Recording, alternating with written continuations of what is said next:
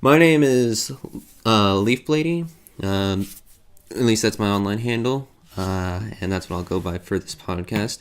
And with me here is ThatAnimeSnob. And today I was just wanting to discuss Madoka Magica, or, Puella Magi Madoka Magica, if you want to go by its full title. And, try to address some of Snob's criticisms with it, and see if I can try to convince them that it's a good anime. Good luck. Okay. So I guess we should probably start with some of the more simpler stuff to answer, like plot holes, or, the perception of things that, you perceive as plot holes. So why don't you start with some of those things that, get in the way of you think, that hurt it. I get that plot holes, can be kind of a bothersome if there's too many. It gets too distracting when you just notice like a hole in a piece of paper, and then you're thinking, wow, this is like a cool piece of art, but all these holes scattered around in it just kind of take away from it. The biggest problem is, of course, that it betrays its own premise. Have you seen that relevant video I made? Uh, are you talking about you're talking about how it is supposed to be, like a dark take on the magical girl genre, right? Mm-hmm. And how it kind of betrays that by instead ending, with a happier ending. I mean that it starts as a typical series, then it says, oh, it's a deconstruction because now it's going to be dark and depressing, and then it ends by being cheery and happy and all that stuff, thus betraying the premise. Okay, yeah, in that sense. Anything you can say is already a contradiction within the same series, because no matter how much you try to defend it, the show quickly uses double standards to say it's this, but it's also that. So it's both and can never be neither, so you just pick the side that you like and you're always right. And it's something every bad writer does when he wants to defend his nonsense. Okay. Well, I would argue that Madoka Magica actually, while it does subvert some expectations on, what is expected of a magical girl, I wouldn't say that, it attempts to deconstruct and, it does critique some certain elements of the typical magical girl genre. I wouldn't say that it rejects them outright, such that the happy ending is, impossible to achieve. Rather, I would say that in spite of the world of Madoka Magica being, kind of dark and depressing, it still says that, the values of a magical girl, fighting for your beliefs, sticking up for them are worth fighting for. And that is something to admire, even in such a world as that of, Madoka, where, it's, darker in that sense. Mm-hmm. I have nothing to say here. Go on. Okay, and I would say that it does accomplish this pretty well because the whole point of Madoka, while it does, have an ensemble cast, is, the underlying issue of Madoka and her decision to become a magical girl. And in the end, she decides it is worth becoming one after seeing, what everyone has fought for, despite all the cruelties of the world. And she only chooses to do that at the very end because she still has a wish as a cop-out to solve everything. So it's not really like, oh yeah, I'm gonna join because I know it's dark and depressing when I die. No, you're not gonna join for that. You're gonna join because you have the perfect solution, because you are the perfect magical girl who has infinite powers and you can wish for everything, whereas everyone else cannot wish for anything they want. If someone wishes for a bag of sweets, yeah, you can get that. If someone wishes for world peace, oh, you cannot wish that. You're not Madoka. So only Madoka, by default, is special in this regard, and I hated this part. It's again on a betrayal on the whole concept of, yeah, you're not special, you're not gonna save the world, you're just gonna die so you can save it, but at the end, you don't save it, you don't do anything with it, you just wish your way out of the trouble. And then the movie, of course, completely destroys even that concept, because it just becomes black and white again, so yeah. I was just gonna stick, right now with the series, but, we can talk about Rebellion later, if that's alright with you. Mm-hmm. I would say that, while Monica does, wish away the problem, I would actually say, that is something that is built to. The fact that Monica, has potential and why she has potential In that sense, I actually kind of admire how Madoka structures this, because it in a way gets to have its cake and eat it too by having a typical ordinary girl, that being Madoka, She's not typical. That's the problem. She's not every magical girl. She's the magical girl, the god of magical girls. Godoka. Yeah. Well, I would say that in all the previous timelines, we see, that she did have an ordinary life before becoming a magical girl. And in that sense, she is really just a typical ordinary girl. The only reason that she is special is only because, of what Homura did in order to influence her karmic destiny, but thereby making her the center of so many destinies. Only by doing that was her life actually made, in a way, extraordinary. And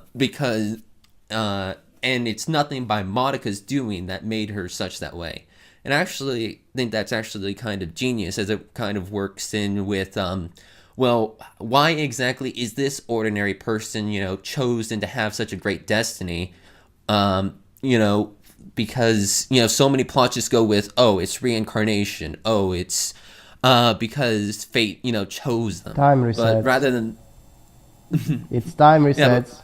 Yeah, and even this part is completely contradicted. How can it be destiny if you can just keep repeating it until you get the outcome you like? And how are things predestined to happen when every time she times loop back, Madoka is stronger than before with some karmic bonding nonsense? See, again, double standards.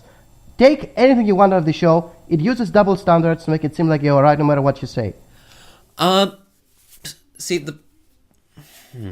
Okay. The thing with karmic destiny is that it is that as a plot point, it could be considered, contrived in some manner. But we do have to realize that the idea of being able to wish for anything is, in its reality, not something that could be done. You can't wish to be your own brother. That's a paradox. So when we hear things like Kyubey say, oh, you can wish for anything, we have to take into account that when he says anything, it means something reasonably accomplishable. Anything means anything, mate. It doesn't mean anything accomplishable. Don't try to rewrite the script there. When you say everything, you mean everything, not everything within possible reach of your powers. No, that's different. That's not everything, is it now? I would argue that, if something isn't, really reasonable, like something isn't, well, why would you wish for that? Then why would you account for that? It'd be like saying, we can, it'd be like saying, oh, we have a ship that can, sail through anything. And then, they say, but what about, concrete? I mean, you're not going to have a ship sail through concrete. It's just saying, oh, we have a ship that can, sail through like any kind of, rough waters or, any type of storms. Because realistically, a magical girl isn't going to wish, a regular girl isn't going to wish to become the god of, the world. It's just not something that they would, naturally think of. But, the power to influence people, the power to, save a life, those are all things accomplishable by the wish, and, probably the extent of to where a magical girl would logically wish for something. Keep in mind that when Kyubey, goes after a girl, most of the girls are in states, where they are desperate for a wish for some particular reason. For Mommy, it was, when she was about to die. For Homura, it was right after Madoka had died and she wanted to save her. For Sayaka, weird interpretation of her wish, by the way. Isn't it? Which one? Homura, I want to save Madoka, so time look back. Well, I didn't wish for that.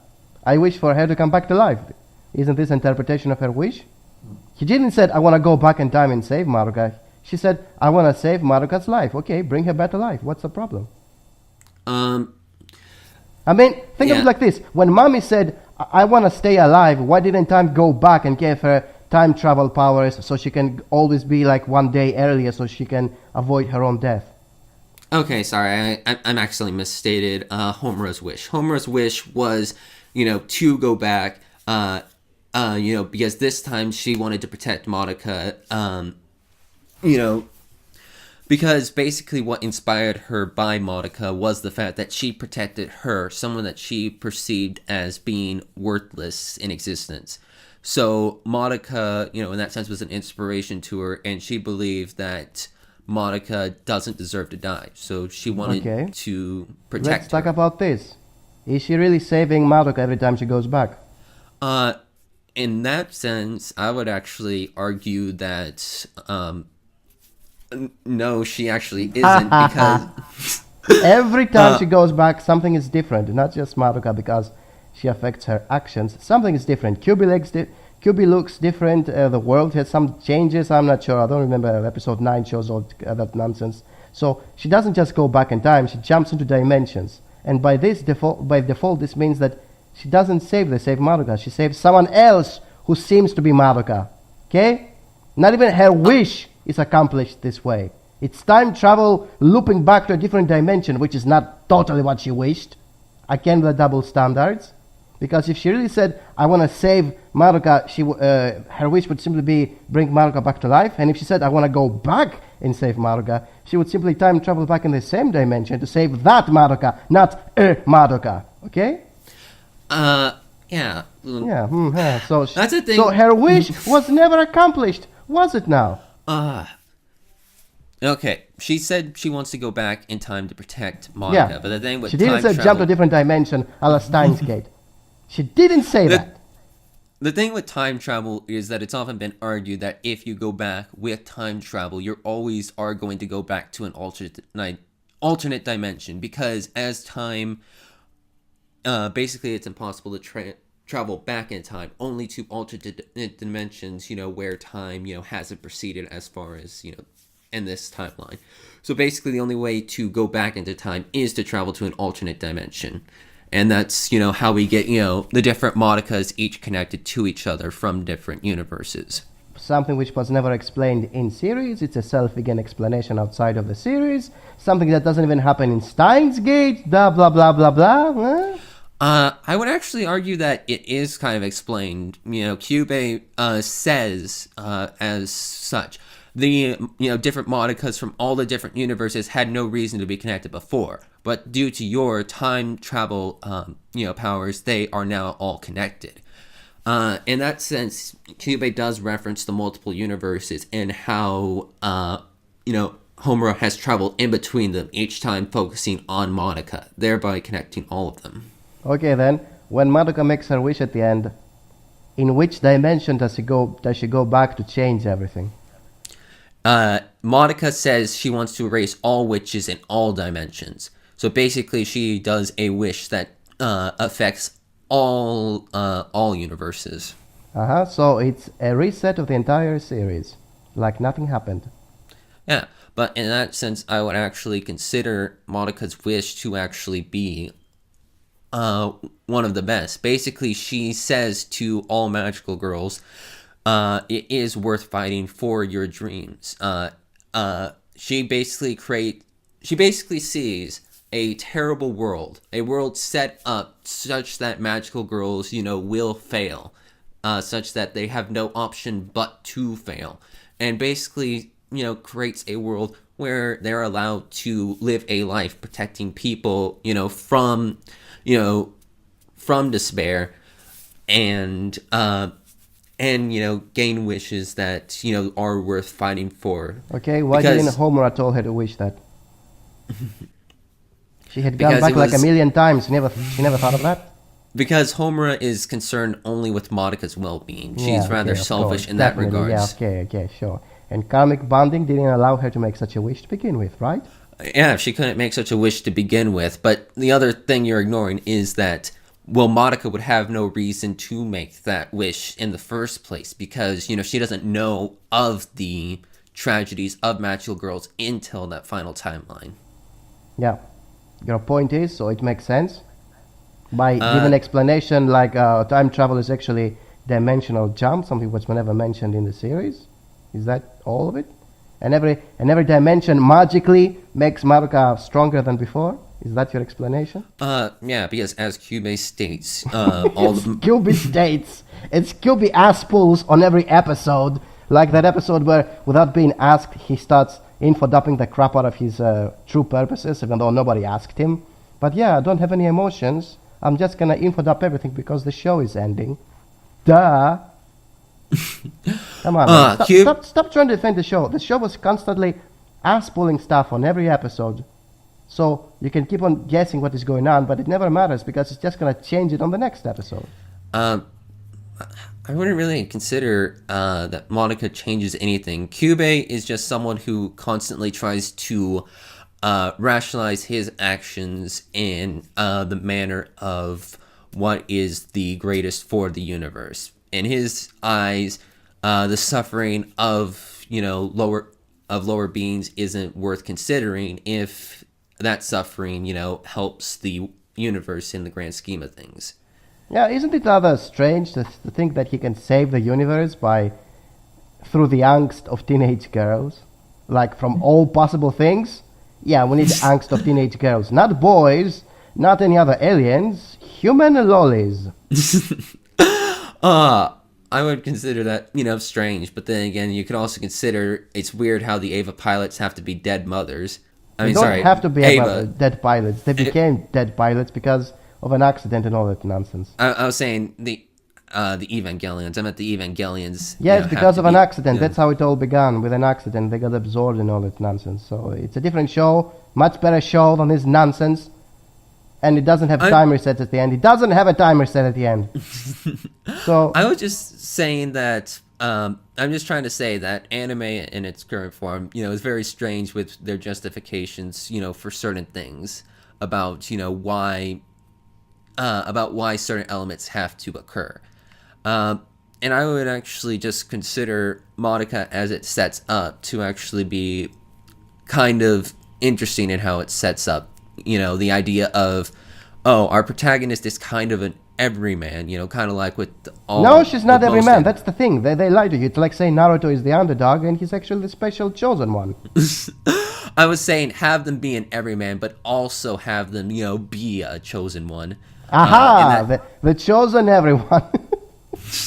The chosen average guy. So everyone is special, but only she's special. Well, I was saying, again, because she is a typical person in how she was raised and her life. It's only because of Homura that she's special.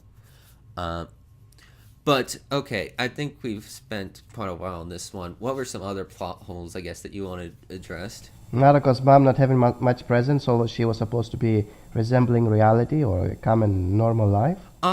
Okay. I would argue that parental figures can be kind of a difficult thing to tackle. How much influence do you want them to have in the life of the person you're talking about? Do you want them to be a domineering presence, or do you want them to be someone who's, constantly, aiding them, or coddling them?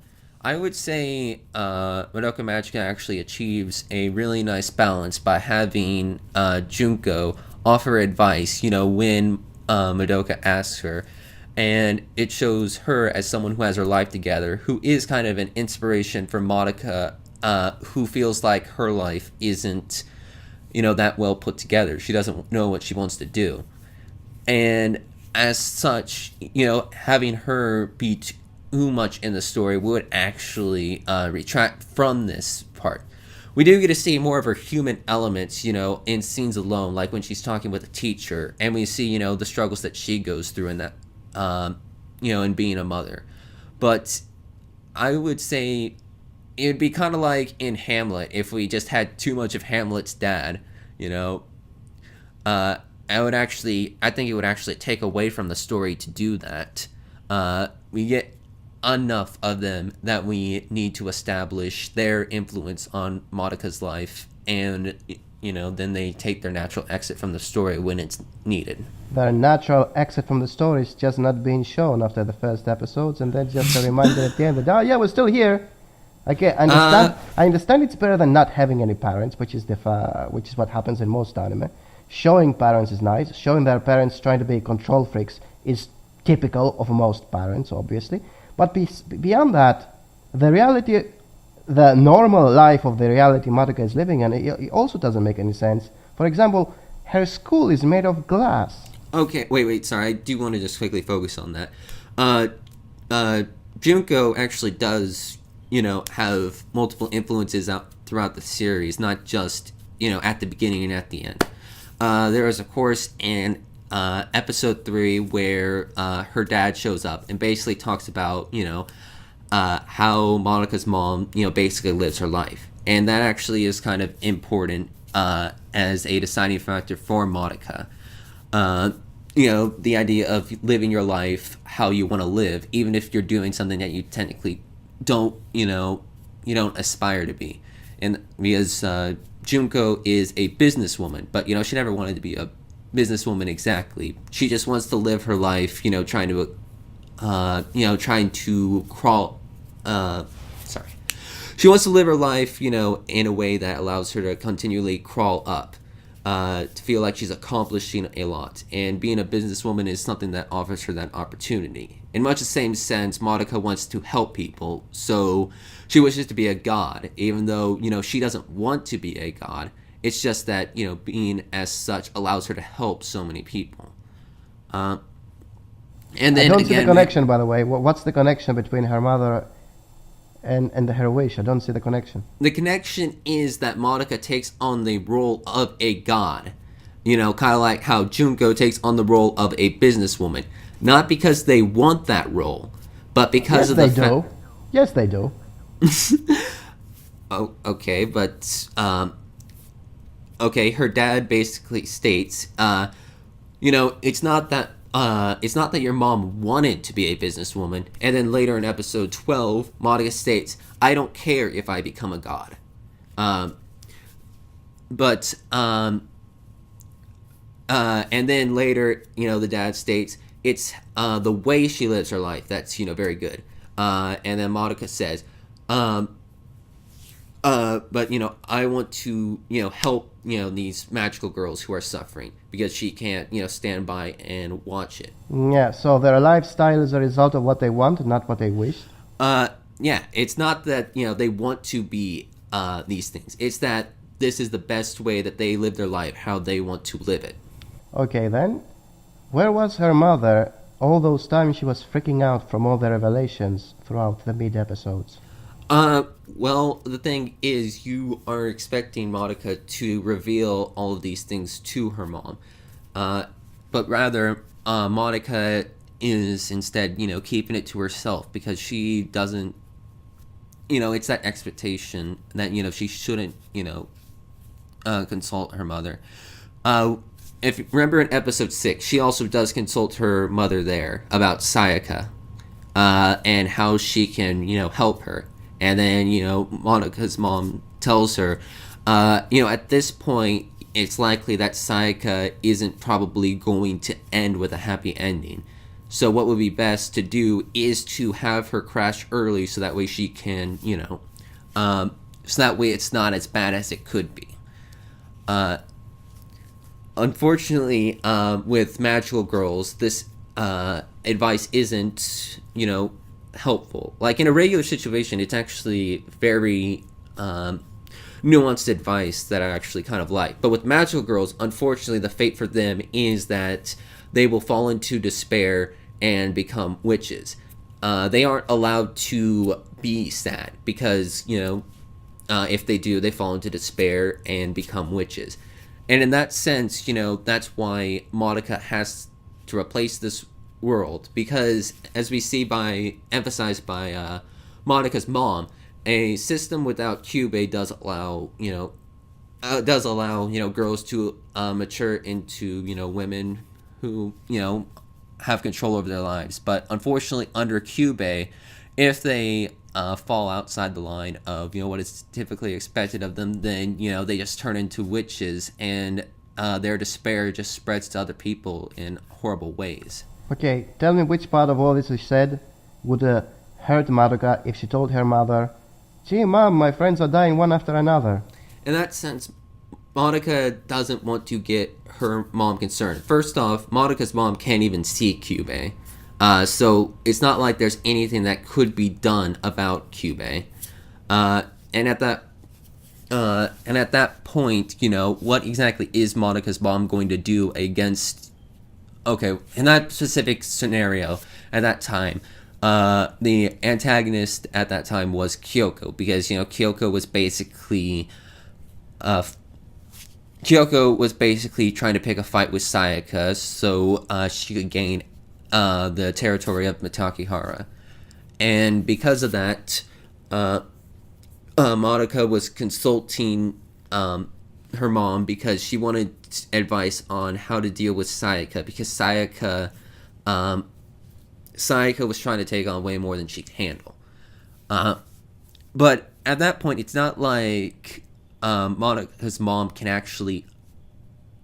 Well, I would say first of all, like with a lot of people, Madoka probably wouldn't want to embarrass Sayaka, because the idea of bringing in an adult to solve your problems is something that a lot of, teenagers don't like the idea of doing. They don't like the idea of, having... They don't like the idea of, someone just, telling an adult, snitching on them, because, that's growth. That just feels cheap to them, since, their problems are theirs and theirs alone. And should only be, discussed with other teens and that kind of stuff. So Madoka they're not really their problems in this situation, though. If they mess up, it's not going to be their problem. Everyone dies. Yes. Double standards once again, or is it just me? I was saying at that point. Let's give a different example from another show. Do you know Yuki Yuna? Did you watch that one? Yes, I watched Yuki Yuna. Yeah, it suffers from the same issue of trying to subvert everything, and in the end, oh yeah, haha, the big twist wasn't really a twist. And yet nobody really hypes it up as much as Madoka. Why is that, you think? I would actually say that Yuki Yuna is very tonally dissonant in order for that to work. In one scene, you have the girls. Sorry, let me try to think. Like a lot of people give too little credit to Madoka for this. Actually, the reason why it actually feels, okay. With Yuki Yuna, you have scenes where the girls are being overly comedic, like, I'm actually watching the current season, and then, there's, like, one scene, where, the girl, I think her name is Sonochi, and she has these stuffed animals, and she basically talks to them and, puppeteers them. And, fair enough, that's kind of like a cute thing, but it feels so very anime character, it just feels like, this really isn't something that any regular human being would actually do. This is, this is just, quirks for the sake of quirks. And at that point, it becomes kind of inhuman. So when you tell a very, dark and somber story, with these kind of characters, it becomes, a lot of people think that Yuki Yuna is, kind of cool, but... I don't think anyone, considers it, like a very, very thought-provoking piece, because, it just feels so dissonant in those, moments. Say what you will about, the Madoka Magica characters. They all, none of them are defined by their, quirks. None of them, have quirks to them that you think, oh, wow, there's the, there's the fat one. There's the one that, constantly eats. Despite, Kyoko being, like a character who is portrayed eating a lot, no one thinks of her, as, like also one of those characters. I could also call her Tsundere. Going lesbo. Just because. Her worst enemy. Okay. So you want to talk about Kyoko now then? No, not really. I just want to finish like this. Even if you believe that the characters in Madoka Magica are far more realistic than the ones in Yuki Yuna, how is a wish at the very end as the solution to this whole problem not a bigger betrayal than having anime-like characters? If they were like cartoonish, using a wish like in Dragon Ball to fix everything, it doesn't really feel that bad because they were never that real to begin with. But when you have supposed realistic characters and you make a cop-out like a wish, how worse is that in a realistic scenario using wishes? Okay. I would say... I'm going to just take a quick meta aspect of this, Monica's role is supposed to be someone of great privilege. Basically, she is one who is given a lot of... Sorry. Basically, she's one who is kept, from the, tragedies that many people in life have to face. Because, she has a good mom and all that stuff. And in that sense, basically, she uses her privilege in order to help other people who are less fortunate than her. In that sense, basically, she uses the opportunity granted by her by those behind her parents, Homura, and all the other magical girls that she basically is allowed to see as they fight, for what they believe in. And is able to come to the conclusion that she should use the opportunity given to her by all of them in order to save all magical girls. Basically, it's something that only Madoka can do because of everyone else surrounding her. In that sense, it is basically arguing from Madoka has privilege, and therefore she uses that privilege in order to help others. You constantly go back to that whole. She wants to help others. She wants to help others. How is that exactly realistic? Become a boy scout. What's the alternative of boy scout in females? Trying to be an angelic stereotype that keeps on trying to help everyone. How is that exactly realistic? How is Madoka an average teenage girl when she acts like that? That's not realistic at all. I would argue I've actually felt, similar ways to Madoka when I was, especially younger. It hurt me when I saw others that, were suffering. Oftentimes I didn't know what to do. But I just wanted to, I just felt like I wanted to help them, but I didn't know how. But for Madoka, she's given she also feels that similar way. Since she's been given, such a good life, she wonders, well, why aren't these other people allowed to have, a good life when I've, had one all my life? Basically, it's kind of like in the drama CD. Basically, her first wish, was to save a cat that, had been run over. Basically, when she sees, something in the world, that's awful, she wants to, help, because that's contrary to, how the world for her has been, because, her world has always been, rather kind thanks to her rather protected upbringing. So when she sees something wrong, she immediately wants to fix that. Because, it's, I forgot what that term is for. Basically, when your worldview is shattered, you want to try to, change things in order to maintain your worldview. That's why in the end, when Madoka realizes, no, these bad things aren't just contained here, they're all over the world. That's why she makes her wish to fix everything around the world. Her first wish was to, fix a cat, because, that was one of the first things she saw wrong with the world. Her second wish was, to save Mitakihara from Walpurgis Night, because, that's all she was seeing, wrong with the world. And then in the final one, she recognizes, no, this problem is a structural problem due to Kyubey, basically Kyubey's interference. And through that, she makes a wish to uproot the system and replace it with a newer system. Yeah, and she does it in the most unrealistic way possible. How is that a good ending?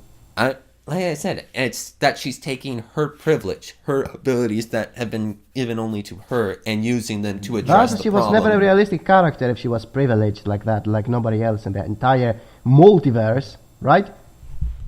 Wait, sorry. Say that again?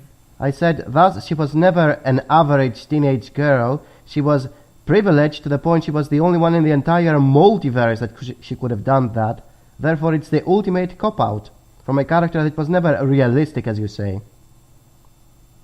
She didn't use intelligence or tactics or some strategy to fix the system. She just wished it away and replaced it with something else, which the movie then fucked it over because all of a sudden Kyubeys were still there, controlling something. I don't know how.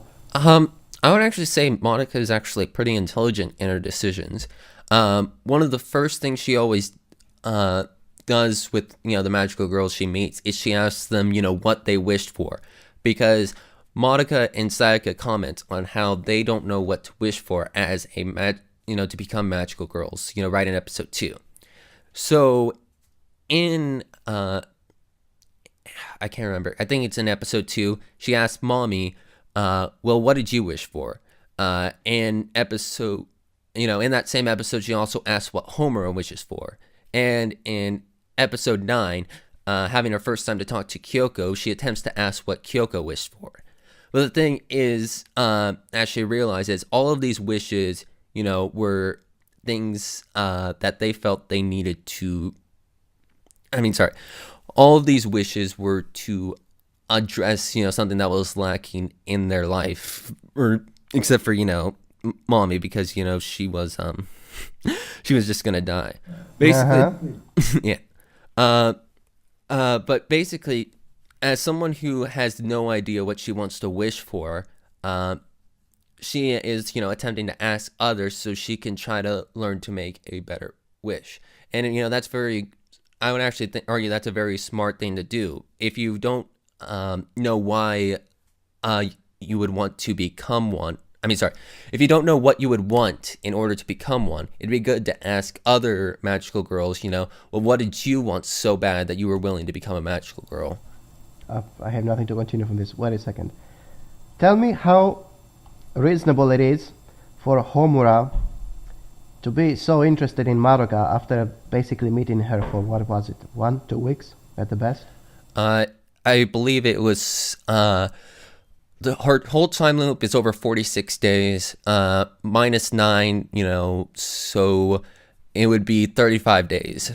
Yeah, and you think that's enough to consider a person rather generic like her? I mean, come on, she was like the perfect idealist, self-insert character. And she goes through all this trouble so many times just for a person she met those few days. Like, was it really worth it? I would actually consider, at least to Homura, it is, even if it is, unrealistic to us. See, the thing with Homura is that, as we saw, Madoka was the first person to show her, quite a bit of kindness after she had been, falling into depression, and was wrapped up by a witch. Basically, that Madoka, saw any value in her was why she ultimately, came to cherish Madoka, because Madoka was so selfish that she was willing to sacrifice her life to protect Homura, when Homura perceived herself as worthless. That's why she remarks, you shouldn't have died for me, because she thinks that her life is worth less than Madoka's. Okay. Let's see now. Is Kyubey really neutral when he keeps on manipulating everyone like that? Can you call someone neutral when he keeps manipulating everyone for personal gains? Because if they were not personal, everyone would know about them. Okay, I really think that this is just due to fandom misinterpreting Kyubey, kind of like with a lot of other stuff. But I would argue that Kyubey is not neutral at all, because he's emotionless, but that does not make a character neutral. Well, Kyubey doesn't, perceive... Okay, Kyubey and Homer are actually kind of interesting in how they parallel each other. Kyubey doesn't believe...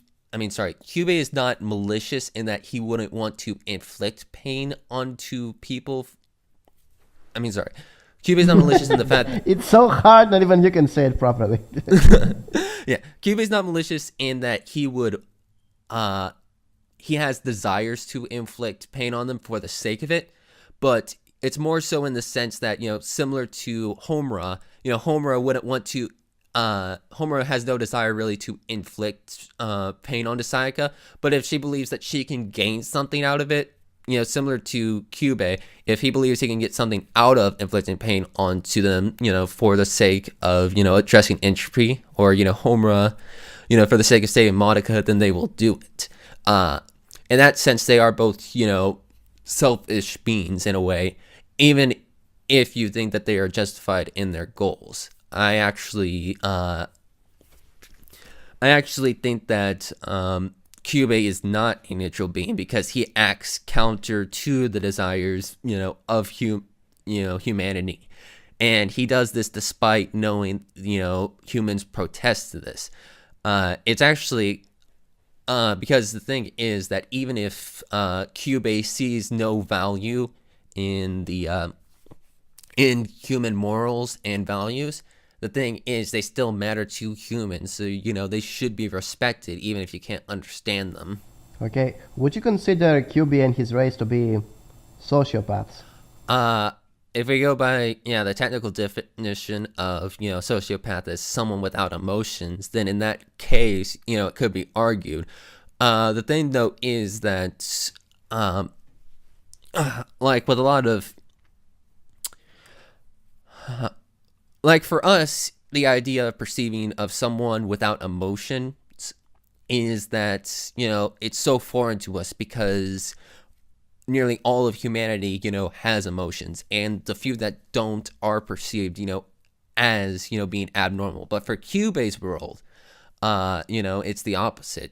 No one has emotions, and the few that basically no one has emotions, and the few that do are perceived as crazy in their world. Okay, then let's go to this. If you believe that Kyubey was misinterpreted by the internet, how about how the entire concept of the show is based on Faust? And yes, I know they're quoting it on some point on a wall for no purpose at all, just by being there. What if I tell you that Faust has nothing to do with how the show is presenting it? Because Faust did not know the consequences of his wish, whereas Madoka knows them at the end. And therefore she has the perfect way to think outside the box, sort of speaking. Therefore it's not based on Faust. Because, think of it like this, Kyubey is not the devil, because he doesn't really want evil, by this sort of sense. Teenage girls full of angst are not old men who want to be young again, nor, have superpowers, so they can do shit and fight witches. How exactly is this based on Faust, when it's almost counterintuitive to the meaning, the message of Faust, which was you should be enjoying what you have instead of trying to reset everything with damn time resets. Okay, I was gonna say it's okay. It has Faustian elements. It's not a retelling of Faust.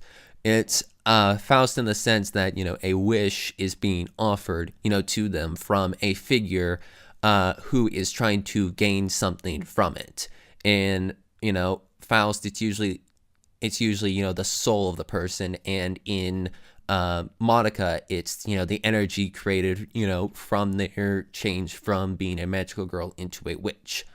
And in that sense it's more about like making the what's the wish that's worth sacrificing your soul for, and also what is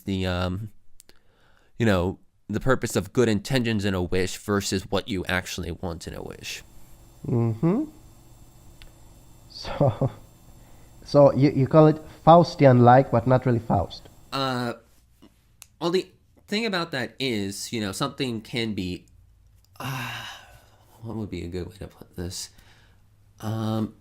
Okay, like think about this. A lot of people would say that Homura in a way mirrors Sisyphus. Sisyphus' role was he was punished. He was forced to roll a boulder up a hill, but each time he would try to push that boulder over a hill.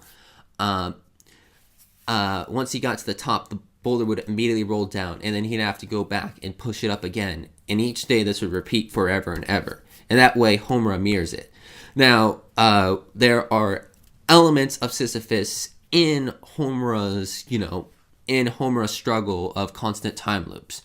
In much the same way that there are Faustian elements, in the wishes that each of the magical girls make, and how they eventually, in some way, come back at them.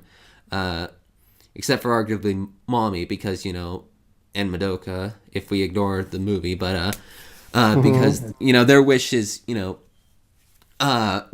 don't have a way to come back at them. But But yeah, for that case, I would say that's where the Faust elements are in place in Madoka. It is definitely influenced and making reference to Faust, but it's not going to be 1-to-1. And I would argue if it was 1-to-1, well then why not just make an anime about Faust? Okay, what if I tell you that it's easy to make the connection to Faust because they quoted Faust on a wall for no purpose, just for being there, whereas nobody could make the connection to Sisyphus because it was never quoted in the show. It's your self-giving in parallel to something different. What do you think? Wasn't it like a badly thrown in reference just for the sake of making you consider it? There was no purpose being there, I mean, I would have to probably look back at that, but I would say that with a lot of Shaft, adaptations, a lot of them, do always, just have. Sorry, they always, have those, little Easter egg kind of things, those things that they're just hidden around in plain sight that if you're batshit crazy enough to spend all the time decoding, yes, you'll be able to find the meaning in. Or, it's kind of like with the some of the Yuki Kajira songs, they're meant to, reference certain elements. Like with the Witch Charlotte, the song is basically all about, it's actually kind of, supposed to be it's basically a dead giveaway to the fact that, mommy's probably going to die by being, eaten. Sorry. But I really wouldn't. I actually think people would actually still consider Faust even if, without those things. Like I was hearing those Faustian connections even before, people had started decoding runes and all that. Because the concept, of a, people making a wish, with a figure, who's, with a certain figure who has ulterior motives has always been, a trope that's been influenced by Faust, and brought forward by Faust. And also the fact that Urobuchi does read a lot of classical literature. And misinterprets it all the time in his works, creating derivative anime, which are shit when you think about them. Okay. I would argue that, everything is derivative in that sense. Everything, takes from the prior generation in order to build a new story. If we go all the way to the forefront of humanity, I mean, what was considered art might have been just the stick in the cave, but everything borrows from everything previous in order to build further and further onto it in order to that's why I would, we derive, things from it, but we don't remake them entirely. We don't, unless, they are meant to be, remakes, I guess, in that sense. That's why influences, I think are actually, a good thing than just, trying to make it fully original, with no idea of what you're even aiming for. That's why, a lot of people actually, what was that movie? A lot of people actually, dislike Wachowski films. While a lot of people, consider them actually kind of, really original. But the thing is, a lot of them get... Whoops, I am... Sorry, I just talked a bit too much.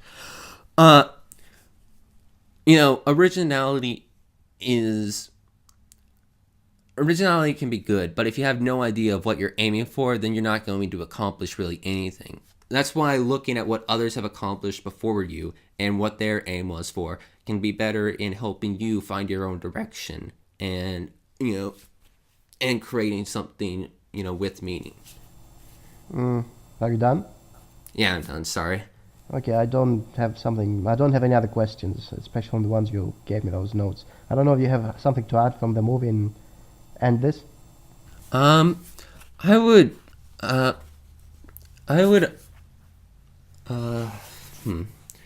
Okay, I guess for a quick thing on Rebellion, what was your biggest problem with it? Aside from how it was mostly fan service? 10-minute transformation scene with a cake. No purpose being there besides being pretty colors. The ending being a cop-out, black and white, good and evil. That's the ending. That's your solution.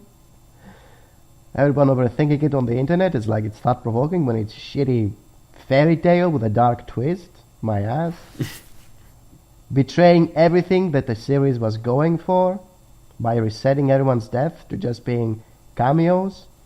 Throwing in there one of the witches now is another loli, which had no purpose being there. Lots of other stuff. Well, it's probably too much to address, in this podcast, but, yeah, maybe some other time. So do you want to just wrap it up now, then? If you don't want to defend the movie in any way, sure, let's stop it here. Well, I mean, like I said, I could, but we're already at, 52 minutes, it looks like. Okay, then let's leave it here, then. Okay. Well, thanks for showing up, and Sure, man. maybe we can talk some other time. Okay. So, see you around, I guess. Bye, pleb.